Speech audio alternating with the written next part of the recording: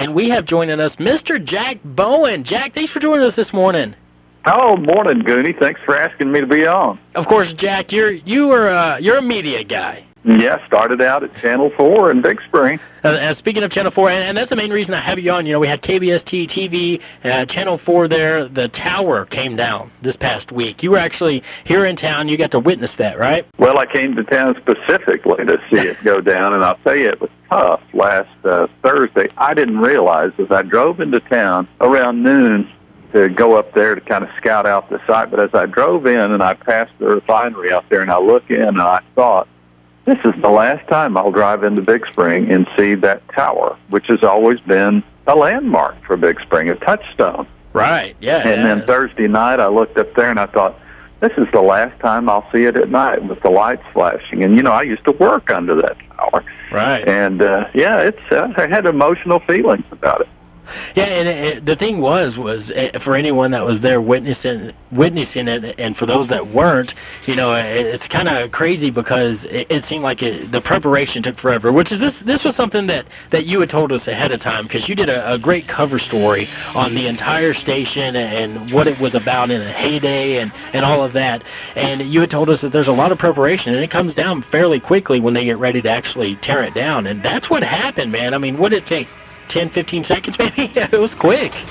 I should go back and look at the video. I think it's under 10 from the tippy top of the tower, which was 497 feet high, till it touched the ground. And if you watch the video, or if you happen to be present when it came down, the whooshing sound of the wind was terrific.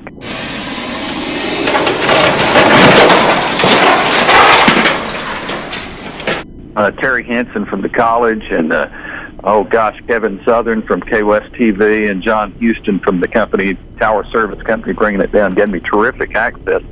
The best thing I got was some great sound. They let me put a camera with fisheye lens about 100 feet from the base of the tower, and then get the heck out of the way. Right. And the sound of that metal coming through the air, sailing through, and also of those guy wires. Some people ask me, how did they bring it down? And, the deal they did, it's pretty ingenious.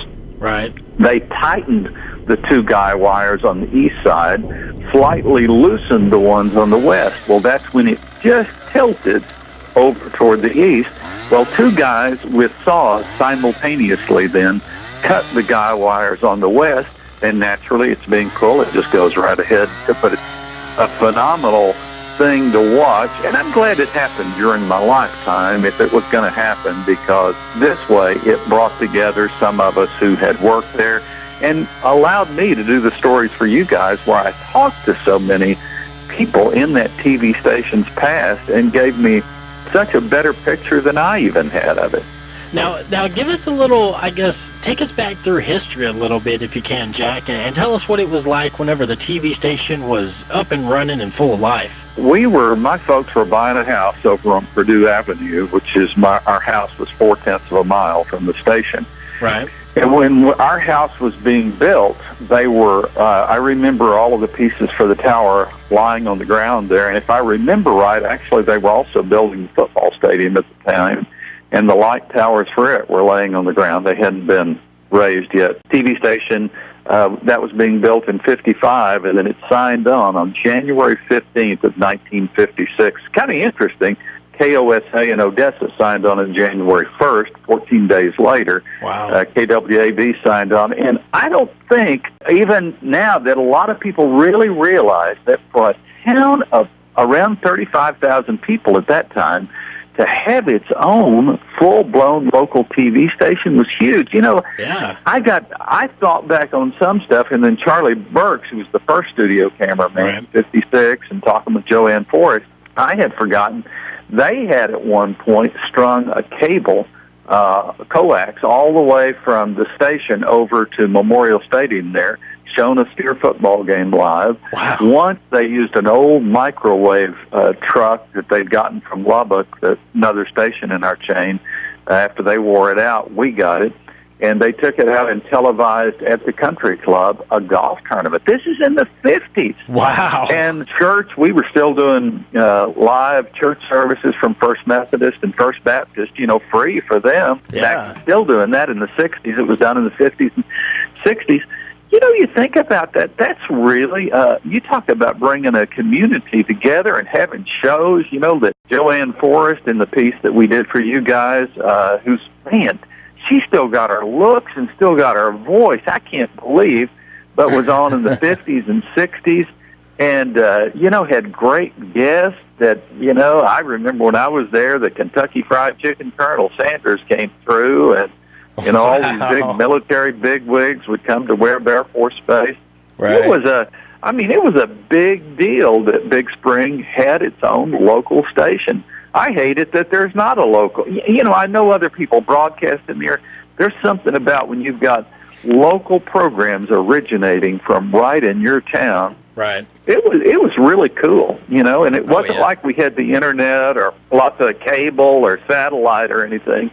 It was a big deal, TV and radio, and that's why KBST Radio, of course, the owners of it are the ones who put in the TV station. Right. That's what made it such a big deal for the community. Talk a little bit about Mr. Frazier. Bruce Frazier. Man, if there was ever a rock star in media in Big Spring, it's so hard. I wish I could hear again. He had the way he signed on KBST Radio in a show here and there with Bruce Frazier. Right. It's called the same thing on Channel 4. He had this way of saying, "Good morning, friends." And you just felt like this guy and I think he did, really loved you and loved the community. And he was into, whether it was news, whether it was weather, whether it was how to take care of your dogs or the migration of sandhill cranes. He really was, or at least he came off as an expert on every freaking thing you can think of, Goonie. That's awesome. And when he went on TV, Bruce was already huge. Right. And when he went on television, he was like this. If Bruce Frazier said it, baby, it was gospel. If I would go to bed on winter nights, and before I did, I would watch, when I was a little kid, I would watch his show. Uh-huh. The 6 o'clock news came on, and at 6:15, he had the last 15 minutes of the 6 to 6:30 block. And I would watch his forecast, because I was so hoping he would say it would snow, because I was praying they'd have to cancel school the next day. And if he said it was, I was counting on Bruce coming through, and then I'd also say a prayer to God that night, please let it snow and let the streets get icy so people will have trouble driving. No school. Now let me ask you this, Jack, because let's talk just a little bit about your history with the media, what it is that you've done. Of course, I worked as a studio cameraman at Channel 4. And after I'd been there about a year, the guy he was actually our film splicer, but he would do the weather at night, a small market TV. Right. And he went on vacation. Nobody wanted to come in at night and do it. So an 18-year-old kid, they asked me, would you like to try, doing the weather? Well, fortunately, in school, I'd paid close attention. I knew quite a bit about weather. Nice. And, man, when I finished, they said, wow, you did a good job. They said, now, Joe's back, Joe Underwood, he'll do weather again, but how about you do sports? Because they'd always said they'd have the news guy do news, then Joe would do the weather, and then the news guy would do sports. Uh-huh. So I would run camera for news and weather and go around and do sports. And then eventually they said, hey, we want the news guy. It was a one-man department to work during the day. Right. How about you do the 10 o'clock news? Well, I still swept the studio, set up the cameras, yada, yada.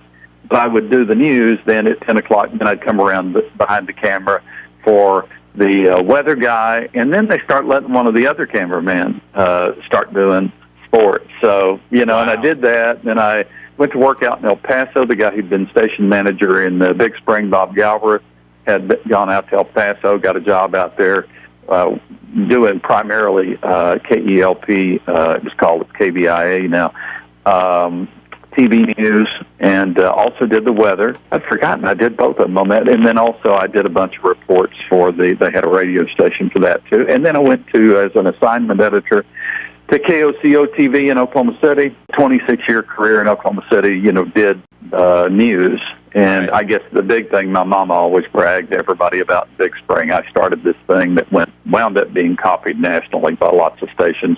We call it Wednesday's Child. It was a deal to help kids who were adoptable, who were tough to find homes for, get adopted. Nice. And so anyway, that's in a nutshell. That's it. Fantastic. Well, you got your start right here at Channel 4 in Big Spring, and coming up after the break, I want you to think about this. Your funniest moment while working there during a broadcast. Before we went to break, I'd asked for you to think of your funniest moment while broadcasting there on the air at the TV station. Did you come up with something good for me? Something that happened during and after a broadcast. This is probably about 1968. Bruce Frazier, the guy that I told you about, who was such an icon. Bruce was sponsored by Newsom's. He had other sponsors, but they were his biggie every night. They had this grocery store over on Gregg Street. Man, they would send over so much food every night. Well, Wow. Bruce had about 10 kids, and he was pretty protective of that food. Now, if you happened to be the cameraman who drove over to Newsom's and picked up that stuff, you'd eat a sandwich or two on your way back. Just not tell anybody about it, you know. Right. But anyhow, I mean, it was a pile of food. Well, for Thanksgiving, oh my gosh, the evening before Thanksgiving, they would send over, I mean, it was a whole Thanksgiving feast. I'm talking the huge turkey, the dressing, the pies, the sweet potatoes, anything you can think of. We'd set up one of these big tables, you know, like you use in school cafeterias. Right. And there was so much food. Well, Bruce was real protective of it. And, of course, you knew what he did, loaded it up. He had 10 kids at home and take this stuff home. Yeah. Well, one night he's in the middle of, he would always start out sitting and talking to his desk, then he'd get up and do the weather, had this little weather board behind him. And he's up there doing the weather. Well, the station manager and program director, come back into the studio with everybody in the station who's not tied down, and they just pull up a chair to this table and start devouring this meal. Bruce can hardly do the weather. I mean, he's sitting there trying to do the weather, and he's looking over as they're eating all the food, you know. Well, when he finishes the weather, he walks back over to wrap up by the deal and tries to look happy as he signs off, you know. He goes off. Well, then the two station managers explained to him, they said the chief cook at Newsom's had called and said it would be a lot better commercial if we could see people out there eating the food. So anyway, nearly all the food's gone. I go home and I tell my parents what has happened. Right. Well, my dad never sponsored Bruce's show on TV. He did sponsor it some on KBST TV. He had a jewelry store on 11th Place. Anyway, I tell my folks about this, what had just happened to Bruce's food station. And my dad laughed and he said, "I'm the chief cook at Newsom's." Oh, wow. My No dad had kidding. called the station. No kidding. That is incredible. Wow. So years later, I told the Fraser kids about this recently. If y'all remember a Thanksgiving that you went hungry, you'll want to talk to my dad about it when you get to heaven. I'm sure Bruce already has. Yeah, right. Well, that's incredible, Jack. Now let me ask you this as we begin to wrap up here. You know, you were here and you saw what this town was capable of, and just the community, how close of a community everything. It seems like everybody became after the TV station came around. Do you ever see anything like that in the future here for Big Spring? I do. I come to town, and I hope people there realize some real crown jewels that are there, and still the great people have never left. They're still there. I love it when I come home and people call me Jackie because I was Jackie Bowen growing up, and I love the reception I get. I love what's happened to the Settles Hotel. I look out at the Festival of Lights going on right there. I look at it, and I really believe this, as far as I know, that Big Spring may have the best high school principal in America, Mike Ritchie. That is a phenomenal amount of leadership at Big Spring High School. I tell you, Big Spring has so much good going on, right, and so much potential for the future, and the key is, Goonie, for everybody to really get a grasp of the terrific history the town has. Yeah. I never, in fact, I sort of joke with a lot of people, but I'm sort of serious about this. At least to me, Big Spring is the cultural center of the universe, and I love the people there. I love coming home to Big Spring. Oh, it's incredible. So that's how I feel about it.